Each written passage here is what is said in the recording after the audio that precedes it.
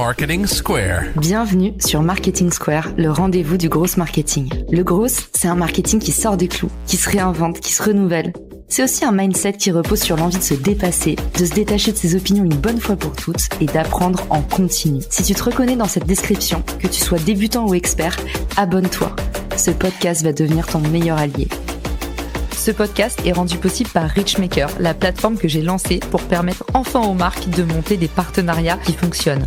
Identifier un partenaire stratégique, faire le plein d'idées de partenariat et surtout performer ensemble et collectivement. Si cette vision vous parle, rendez-vous sur richmaker.com et bon épisode.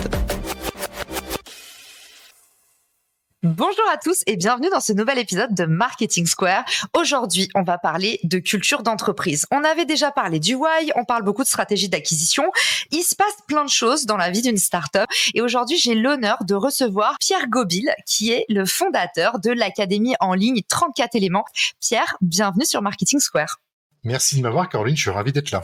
Alors, tu sais que je suis une élève appliquée de ta formation et je suis super contente qu'aujourd'hui, on fasse profiter le plus grand monde de tes lumières. Toi, la culture startup, c'est pas nouveau du tout pour toi. Non, c'est pas nouveau. Moi, j'ai monté effectivement 4 startups. Une qui est rentrée en bourse, 2 que j'ai vendues et la 4e, c'est 34 éléments. Je suis aussi gestionnaire d'un fonds d'investissement aux US qui s'appelle The Refiners. Et j'ai vécu aux États-Unis, en Silicon Valley, pendant 17 années. Donc oui, donc la culture d'entreprise, c'est un truc qui me parle. Je pense que les gens qui nous écoutent pensent que c'est quelque chose de intéressant en termes de réflexion, mais pas forcément fondamental. Et j'espère qu'à l'issue de ton podcast, ils se rendront compte qu'en fait, c'est absolument fondamental. Et que s'il y avait une chose à faire quand on crée une entreprise, c'est bien ça. C'est de définir la culture. Très simplement, comment est-ce que tu t'y prends ? Alors d'abord, je vais te dire ce que ce n'est pas. La culture d'entreprise, c'est pas un grand mot écrit sur le mur. Tu vois, les trucs du genre client first ou alors l'honnêteté d'abord, il faut aller vite. C'est pas un baby-foot dans la grande salle. C'est pas non plus de la culture d'entreprise. Ou un goûter que je t'offre tous les jours à 4 heures. Ok, pas la décoration Ikea. C'est pas de la culture d'entreprise. Alors pour comprendre ce que c'est, je pense qu'il faut d'abord comprendre ce que c'est qu'une entreprise et comment ça fonctionne. Une entreprise, c'est une organisation qui est au service de la performance et du client. Et pour que ça marche, il faut organiser et il faut planifier. Ce qui se passe, c'est qu'on émet des règles et des procédures pour chacune des choses qu'on veut faire. Ça crée un cadre qui est relativement rigide, mais qui est assez rassurant. Une entreprise, c'est une machine à exécuter, selon des règles et des procédures. Quand j'ai dit ça, évidemment, c'est un peu repoussoir pour les start-upers parce que ça manque de créativité, pas beaucoup de liberté. Il y a aussi la question un peu politique où on sent un peu que les gens qui respectent les règles sont plus valorisés que ceux qui sont performants. Et c'est pas faux. Mais bon, c'est la nature d'une entreprise. Si on aime ou on n'aime pas. Alors, maintenant, si on met ça dans le contexte d'une start-up, c'est très compliqué de s'imaginer une culture d'entreprise dans une start-up parce qu'il n'y a pas d'organisation. Donc, en fait, tu peux pas définir des règles ou des procédures parce que les choses sont en train d'être créées. Il faut inventer quelque chose qui peut remplacer ces règles et ces procédures. Et c'est justement en ayant une forte culture d'entreprise qu'on peut justement remplacer ces règles et ces procédures. Alors maintenant, pour en arriver à ta question, je pense que si on devait définir ce que c'est qu'une culture d'entreprise, c'est aider les gens qui sont dans l'entreprise à se comporter comme il faut alors qu'on ne leur a pas dit. Je t'ai pas dit ce qu'il fallait faire, tu es dans une situation X, Y, Z, mais comme tu comprends la culture de l'entreprise, tu sais ce qu'il faut pas faire et tu penses savoir ce qu'il faut faire. C'est ça la culture d'entreprise. Ça remplace pour une grosse organisation tout ce qui est règles et procédures. Et donc dans le cas d'une start-up, c'est comme ça qu'on s'organise, c'est autour d'une culture d'entreprise. Donc c'est vraiment, vraiment fondamental. Moi, j'avais entendu une variante que tu dois connaître, Pierre. La culture d'une entreprise, c'est la façon dont tes employés se comportent quand la porte est fermée. Il y a ce côté, en fait, grande vérité et justement authenticité dont on parle abondamment quand on parle de culture en général. Et justement, c'est quoi les bénéfices d'avoir une bonne culture d'entreprise et c'est quoi les risques de pas avoir bien défini sa culture d'entreprise, d'avoir une culture complètement bancale? Commençons par ça déjà. Qu'est-ce qui se passe s'il n'y en a pas ? Tu as affaire à une organisation, une start-up, qui est une organisation qui est extrêmement souple et qui est très peu organisée. Je te prends quelques exemples. Tu as une structure qui est, on va dire, plate. Il y a très peu de hiérarchie. On a tous des titres flamboyants, CEO, CTO, mais tout le monde s'en fout. En fait, on passe tous le balai sous le bureau tous les soirs. Donc, il y a une structure plate. Tu as des individus qui ont des responsabilités multiples. On fait pas des choses claires. Il y a plein de choses qu'on fait qu'on ne devrait pas faire. C'est la nature d'une start-up. C'est un travail qui est créatif, qui n'est pas routinier. Autrement dit, tu fais une chose un jour, le lendemain, tu fais autre chose, et puis tu n'as pas prévu de le faire, et puis il faut que tu t'inventes quelque chose que tu n'as jamais fait. Je peux parler du temps de travail, du lieu de travail, c'est flexible, tu vois, il n'y a pas de pointeuse. Donc on a une organisation qui est hyper flexible et hyper souple. Et donc, si tu laisses ça juste comme ça, ça peut ne jamais marcher. Et la culture, en fait, c'est la colle qui va faire que tout ça fonctionne. Ma deuxième réponse, c'est si tu définis bien ta culture, qu'est-ce que ça a comme conséquence? Je vais t'en citer quelques-unes. La première, c'est que tu vas avoir des embauches beaucoup plus faciles. Parce que tu vas savoir qui tu as envie d'embaucher et qui tu n'as pas envie d'embaucher. La deuxième, c'est que comme tu vas réussir tes embauches, les gens ils vont rester plus longtemps. Évidemment, ça a un gros avantage. La troisième, c'est que les gens que tu as fait venir chez toi, ils vont aimer travailler ensemble. Et parce qu'ils aiment travailler ensemble, 4, ils vont être beaucoup plus motivés. 5, ils vont être beaucoup plus productifs. Et comme ils seront plus motivés et plus productifs, ils feront moins de bêtises. Donc en fait, cette culture d'entreprise, si tu ne la définis pas, tu vas pas définir qui sont les gens que tu veux chez toi, comment tu veux qu'ils interagissent, et tu ne vas pas les faire travailler ensemble. Donc en fait, tu prends un risque considérable qui est tout simplement de détruire l'entreprise. Si tu ne définis pas ta culture correctement, tu vas forcément faire des erreurs d'embauche, et tout le monde sait à quel point une personne peut être toxique dans une organisation. Maintenant, si tu en as 2 ou 3 dans une petite organisation, tu la détruis. Voilà pourquoi c'est très important d'avoir une culture d'entreprise. J'avais reçu Sébastien, qui est l'ancien fondateur de Meilleurs Agents, qui nous partageait sa méthode en or pour recruter. Il nous a parlé de la théorie du dauphin, en disant recruter des dauphins et pas des requins. C'est 2 animaux qui sont tous deux hyper intelligents, mais juste qui n'ont pas du tout le même mode de fonctionnement en entreprise. Le dauphin qui est ultra collaboratif et le requin qui est plus compétitif. Et du coup, il nous déployait cette métaphore et il l'avait appliquée à son entreprise pour pouvoir scaler rapidement et justement recruter davantage des profils que des compétences. Donc ça rejoint complètement ce que tu viens de nous dire. Maintenant qu'on a compris pourquoi c'est important, comment est-ce que nous, on peut l'appliquer à toute échelle de business? Parce que par exemple, Pierre, je suis sûre qu'il y a plein de gens qui écoutent le podcast qui sont, tu sais, sur le modèle que décrit Carlos, d'ailleurs, l'ubérisation de nos modes de travail. En fait, maintenant, les solopreneurs, les entrepreneurs, plein de fois, on délègue à des freelances avant de recruter parce qu'on est frileux, on bosse avec des collectifs. Est-ce que ça, c'est applicable aussi, même si c'est un freelance? Absolument, complètement, il n'y a aucune raison. En fait, si tu veux, c'est pas juste limité au spectre interne de l'entreprise, c'est aussi comment tu collabores avec tes clients, comment tu travailles avec tes partenaires, comment tu te comportes à l'extérieur. Tu vois, en fait, la culture d'entreprise, c'est de définir quelle est la personnalité de ton entreprise. Et donc, quand tu vas vers l'extérieur, ce que tu viens de m'exprimer, il y a une personnalité qui s'exprime, évidemment. Et donc, c'est obligatoire de l'avoir définie. Par exemple, tu vois, comment tu communiques, c'est intimement lié à la culture d'entreprise. Donc oui, la collaboration que tu peux avoir avec des gens en externe chez toi, c'est extrêmement important de définir qui tu es et comment tu veux travailler avec eux, comment tu veux interagir avec eux. Ça, c'est la culture d'entreprise. Hyper intéressant et point pratico-pratique, puisque justement, moi, ça m'avait un peu étonné, Pierre, quand je t'avais demandé, est-ce que tu peux me donner un exemple inspirant de culture d'entreprise, de quelle forme ça prend?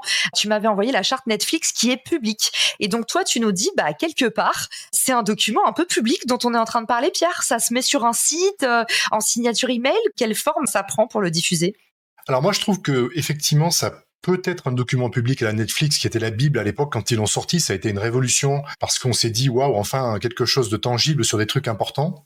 Par exemple, il y avait des trucs dans Netflix qui étaient intéressants. Ils disaient on refuse de faire des annual reviews. Tu sais qu'aux États-Unis, tous les ans, on fait une revue annuelle de la performance de l'employé. Et Netflix a dit voilà une procédure débile parce qu'en fait, on juge quelqu'un à un moment dans l'année, on se rappelle plus ce qu'il a fait pendant 12 mois et on décide de l'octroyer un plus ou un moins ou que sais-je. Et ils disaient cette procédure-là n'a aucun sens. Donc eux, ils ont interdit les revues annuelles et ils font des revues quand c'est nécessaire. Voilà un élément de culture d'entreprise. Donc Netflix, il y a plein de petites perles comme ça qui sont vachement intéressantes. Sur les vacances, par exemple, ils disent aux gens, vous prenez des vacances quand vous êtes fatigué. On s'en fout si vous prenez 15 jours, 10 jours, 1 jour, 3 jours. On attend de vous une certaine performance, mais si vous êtes fatigué, partez en vacances. Tu vois, ça, c'est de la culture d'entreprise. Et les gens n'abusent évidemment pas de la chose. Donc, pour moi, si tu veux, c'est très difficile de te donner un use case, donc un exemple précis, à part Netflix qui l'a communiqué. On va en parler après comment on peut la définir, mais c'est quand même très intime. Et donc, moi, ce que je dirais, c'est définissez-la. Et puis, si vous avez envie de la partager, c'est aussi une partie de la culture. Si vous avez une culture de la transparence, publiez-le. Ça permettra à des gens qui ont envie de travailler avec vous, comme clients, comme investisseurs, comme employés ou futurs employés, de savoir si vraiment ils ont envie de travailler avec vous. Est-ce que ce que vous projetez, ça correspond à leurs valeurs ou pas? Donc moi, je trouve que c'est pas débile, en fait, de le faire. Il y a des petits trucs comme ça qui existent, qui sont des petits bouts de culture. Tu vois, par exemple, il y a des gens qui publient des manifestos. Tu as pu lire peut-être des manifestos dans des boîtes américaines. C'est un petit début de culture d'entreprise. Et ça, c'est aussi intéressant à lire. Donc oui, moi, je suis assez partisan de la transparence et je pense que ça vaut peut-être la peine d'écrire ce qu'on aime et ce qu'on n'aime pas, ce qu'on croit et ce qu'on croit pas. En tout cas, l'exercice est intéressant et je vous mettrai, maintenant qu'on l'a bien teasé avec Pierre, on est obligé de vous le mettre dans les ressources de l'épisode. Évidemment, vous le retrouverez. Mon cofondateur, il sait que j'ai mis 8 mois à écrire une page de manifesto de Richmaker. Il me disait, mais Caro, tu peux écrire 30 pages en 20 minutes, mais par contre, tu mets 8 mois à sortir le manifesto. C'est hyper dur comme exercice. Et du coup, moi, je m'engage devant vous, là, au moment où on fait cet épisode, comme on va le sortir rapidement, je me suis dit que je vous sortirai pour vous aider. Je vous mettrai ma digestion, mon manifesto à moi de Richmaker. Et comme ça, vous pourrez le dupliquer et en faire votre propre document Notion. Et puis, tous ensemble, on va une bonne fois pour toutes définir notre culture d'entreprise grâce à cet épisode. En fait, l'important, c'est de partir d'un document de traitement de texte. Je vais vous donner une petite recette de cuisine parce que pour l'instant, on est un peu dans la théorie. Tout le monde va se dire, mais la culture d'entreprise, il est gentil, mais comment on fait? Je pense que d'abord, il faut commencer par vos valeurs. Quelles sont vos valeurs en tant qu'être humain? On a tous des valeurs différentes. Il y a des choses qui sont plus sensibles que d'autres. Par exemple, je prends un exemple pour moi, je suis très sensible à l'injustice. C'est une caractéristique chez moi. Ce qui veut dire que dans les entreprises que j'ai pu créer, eh bien, cette caractéristique s'y retrouve forcément. Commencez par quelles sont les valeurs que véhiculent les co-founders. Vous mettez ça sur un bout de papier et vous en discutez entre vous. C'est pas tarte à la crème, c'est des vrais trucs importants, c'est des trucs d'humain. C'est vraiment important de savoir ce qui vous fait avancer, ce qui vous énerve, ce que vous détestez, ce que vous adorez, quelles sont vos valeurs. Vous êtes quoi comme être humain? C'est ça la question. Et ça va beaucoup définir la façon dont les gens vont interagir au sein de l'entreprise. Deuxième chose, définir quelle est votre vision. Autrement dit, le but d'un entrepreneur, c'est de changer le monde. Sinon, il ne faut pas faire ça, il faut faire autre chose. Et donc, c'est de dire, mais pourquoi vous voulez changer le monde? Quelle est votre vision du monde? Et qu'est-ce qui ne va pas dans le monde aujourd'hui que vous aimeriez changer? L'écrire et le définir. Ça aussi, c'est un petit exercice. Après, autre exercice, c'est de définir ce qui vous passionne. Autrement dit, vous avez choisi de passer une grosse partie de votre temps à résoudre un problème avec cette vision, avec des gens qui sont vos co-founders. Pourquoi? Quelle est la passion qui vous anime pour faire ça? Essayez de décrire un petit peu ce qui vous fait lever le matin, qui fait que vous ayez la banane et envie d'aller vous battre contre des moulins, parce que ce que vous faites est très difficile. Donc la passion, c'est vachement important de la définir aussi. Ensuite, je pense qu'il est important de lister, tu vois, c'est des petits trucs, c'est les valeurs, c'est la vision, c'est la passion, et maintenant j'en suis aux convictions. Je pense qu'on ne peut pas être entrepreneur si on n'a pas des convictions. C'est-à-dire que, même si elles sont fausses, je m'en fous, il faut des convictions. Si tu n'es entrepreneur que dans le doute, tu ne peux pas avancer. C'est-à-dire que tu vas tout remettre en cause. Donc c'est peut-être intéressant de se dire, OK, quels sont les socles, les piliers que je ne remettrai pas en cause dans mon projet, sur lesquels j'ai des convictions établies. Il y a des gens qui ne vont pas être d'accord avec moi, mais c'est pas grave. Je continuerai à croire à mes convictions, sinon je ne peux pas avancer. Écrivez quelles sont vos convictions sur votre projet. Et puis dernier point, quelles sont vos envies? Qu'est-ce que vous aimeriez créer? Et avec tout ça, vous mélangez ça et vous essayez de sortir ce que je pourrais appeler un document qui décrit la personnalité de la startup. Alors je vais y venir, je vais vous donner plein d'exemples, mais je pense que l'exercice, ça serait valeur, vision, passion, conviction et envie. Et essayez de décrire des choses là-dessus, et puis après vous en parlez entre vous, entre co-founders, en essayant de voir ce que ça inspire, que ça déclenche, pour voir si vous commencez à pouvoir écrire quelque chose. Mais au moins vous avez un point de départ. Génial. Donc du coup, 5 points, valeur, vision, passion, conviction et envie. Et ensuite, tu m'as ôté les mots de la bouche, Pierre. J'allais te demander qui est-ce qu'on met au centre de la table. Est-ce que c'est le rôle du fameux happiness manager? Du coup, ce sont les cofondateurs qui se réunissent ensemble avec peut-être une main neutre. Il y a un jury, il y a un garde-fou. Il n'y a jamais de jury, il n'y a pas de garde-fou. La culture d'entreprise est absolument inspirée à 100% des cofondateurs. C'est eux l'âme de l'entreprise et ils doivent exprimer aux autres c'est quoi cette âme. C'est ça la culture. Et donc ça ne peut venir que des cofondateurs. C'est eux le moteur de la culture de l'entreprise. Et plus elle va se solidifier et s'épanouir, plus l'entreprise fonctionnera. Et moins elle va s'épanouir et plus elle va se toxifier, plus l'entreprise aura des problèmes. Donc non, c'est vraiment les cofondateurs qui sont à l'origine de ça. Une fois qu'on a écrit son manifesto, on fait tous la même chose. On se dit super. Toutes nos bonnes résolutions de l'année sont juste à côté dans le tiroir. Comment est-ce qu'on fait pour donner vie à ce document toute l'année? Le document que j'expliquais, valeurs, etc., c'est un document préliminaire. Le vrai document de culture d'entreprise que je propose de faire, c'est un truc qui est extrêmement pratico-pratique. Il s'agit de définir comment on va se comporter dans l'entreprise en fonction de situations. Donc je vais t'en prendre quelques-unes. Prenons la première, l'embauche. Donc tu vas écrire embauche en haut du document, et après tu vas faire des bullet points, et tu vas essayer de dire ce que tu as envie de dire sur l'embauche chez toi. Par exemple, chez moi, l'embauche, j'ai des traits de caractère particuliers que je veux voir chez les gens. Je veux des gens sympas, sinon ça m'intéresse pas. Je veux ce que j'appelle des infinite learners, c'est-à-dire c'est des gens qui savent ce qu'ils ne savent pas et qui sont toujours dans l'esprit d'apprendre. Et ça, c'est un truc vraiment important pour moi. Je veux des gens honnêtes. Tu vois, je t'avais dit que j'étais réfractaire à l'injustice, donc l'honnêteté pour moi, c'est vachement important, plus que pour d'autres. Je veux des gens qui partagent. Donc tu vois, j'ai défini des traits de caractère qui pour moi sont importants. Et quand je vais embaucher quelqu'un, je vais regarder si la personne est malhonnête, ben non. Si la personne est pas sympa, ben non. Pierre, j'ai remarqué que tu étais en train de me décrire depuis tout à l'heure et j'imagine que tu es en train d'essayer de me débaucher, mais je ne peux pas laisser les auditeurs de mon podcast. Désolée. Ça se voyait tant que ça. Donc ensuite, toujours dans l'embauche, tu peux définir des règles. Par exemple, moi j'ai une règle, on n'embauche pas quelqu'un qui est juste bon parce qu'on n'arrive pas à trouver. Tu vois, si c'est dur de trouver quelqu'un, on se contente pas de quelqu'un qui pourrait faire l'affaire. Soit on a le meilleur, soit on le fait pas. C'est une culture d'entreprise. Tu vois, facile à comprendre. J'ai une autre culture d'entreprise chez moi, c'est on embauche doucement, on licencie rapidement. C'est-à-dire on prend beaucoup de temps à embaucher, et si par contre on voit que ça va pas, on s'arrête tout de suite. Culture d'entreprise. J'ai une culture d'entreprise sur comment on fait venir les gens dans l'entreprise. Moi j'aime bien qu'il y ait par exemple des phases de test avec un tuteur dans l'entreprise. C'est-à-dire qu'on va associer quelqu'un à une autre personne, on va l'aider à monter en compétences, on va se donner une période de test pour voir si ça marche ou pas. Parce que on peut pas juger quelqu'un sur un entretien, c'est trop difficile. Après, tu as par exemple dans la culture d'entreprise de l'embauche, qui a le droit de veto? Est-ce que par exemple les co-founders ont le droit de veto ou pas? Ou est-ce que c'est que le CEO? C'est une culture d'entreprise. Les stock options, ça fait partie de la culture d'entreprise. Combien on donne? Est-ce que tu donnes 10% de ta boîte aux employés? 20% de ta boîte aux employés? Est-ce que tu fais en sorte que les salaires soient transparents? Il y a des boîtes qui aujourd'hui disent je t'embauche à tel prix, voilà tous les salaires de la boîte, tu vois donc où tu te situes. C'est une culture d'entreprise. Donc tu vois, tu mets embauche et tu mets des petites règles comme ça que je viens de t'exprimer qui vont aider tout le monde à comprendre qui on peut embaucher, qui on peut pas embaucher. Un autre exemple, gestion des ressources humaines. Est-ce qu'on fait des reviews annuelles ou est-ce qu'on ne veut pas de review annuelle? Est-ce qu'on a un département HR? Bonne question. Et si on en a un, à partir de combien d'employés on a un département HR? Et qu'est-ce qu'il doit faire? Quelle est ta position par rapport aux vacances, Caroline? Est-ce que les titres ont une importance? Est-ce que tu veux que les gens soient des grands chefs à plumes avec des titres en n'en plus finir ou on s'en fout? Tu vois, c'est une culture d'entreprise. Et quand tu regardes le titre des gens et comment ils se présentent, ça fait intimement partie de la culture d'entreprise.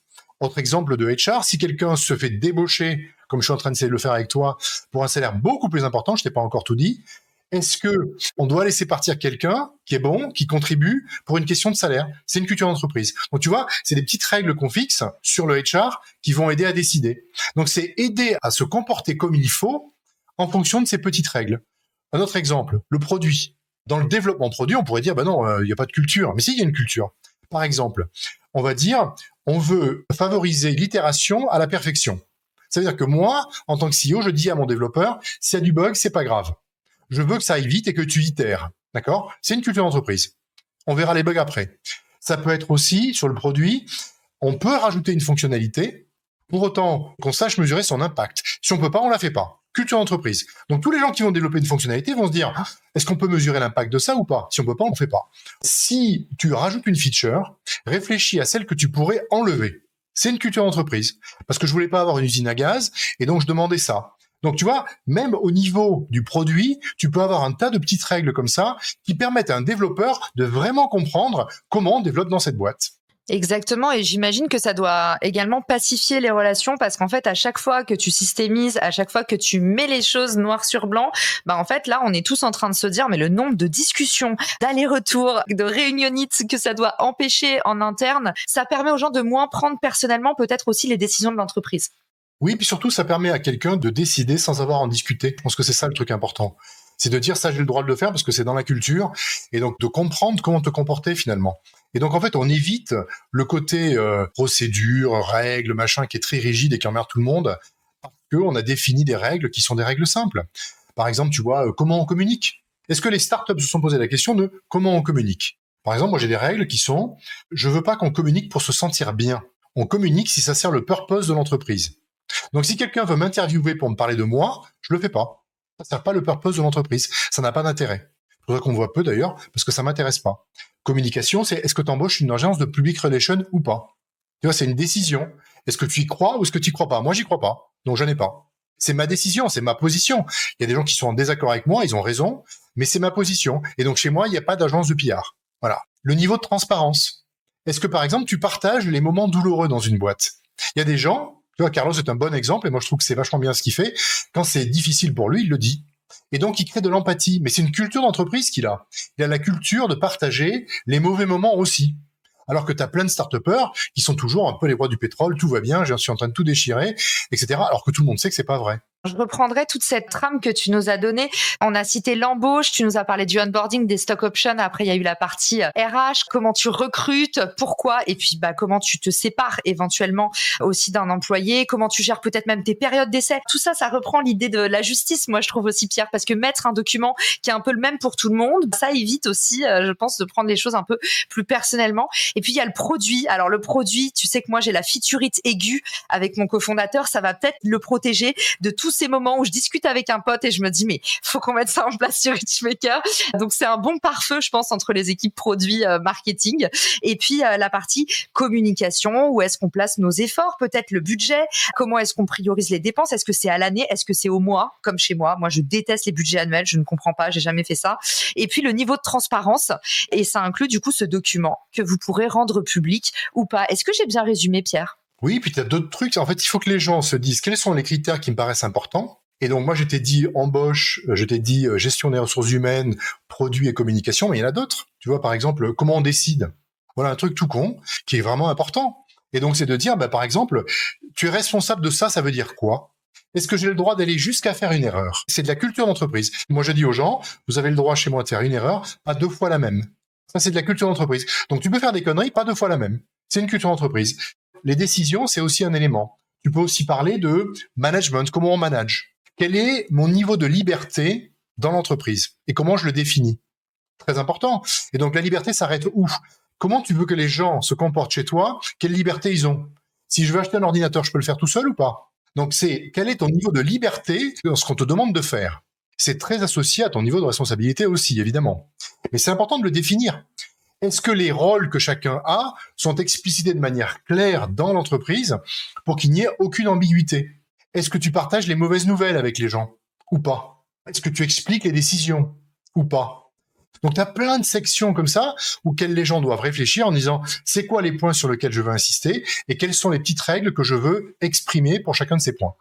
Moi, du coup, mon challenge pour la sortie de cet épisode, c'est de vous mettre mon document Notion. J'aurais fait l'exercice. Vous pourrez dupliquer ce template et puis vous mettre le pied à l'étrier vous aussi pour passer à l'action. En résumé de l'épisode, on pourrait dire que la culture d'entreprise, plus on en a, moins on se rétame, peut-être, Pierre. Je vous invite à lister tous les points qui vous semblent essentiels, à écouter cet épisode, à le partager si vous en avez envie. Et puis surtout, si vous êtes en train de lancer un business, si vous êtes dans un moment où vous posez des questions, quel que soit le stade de maturité de votre entreprise, je pense que vous avez compris que Pierre est la bonne personne pour échanger. Toi, Pierre, tu as la prochaine promo de 34 éléments qui commence quand et comment on s'inscrit, où est-ce qu'on se renseigne ? La prochaine, je pense qu'elle va recommencer le 15 mai, si je me trompe pas.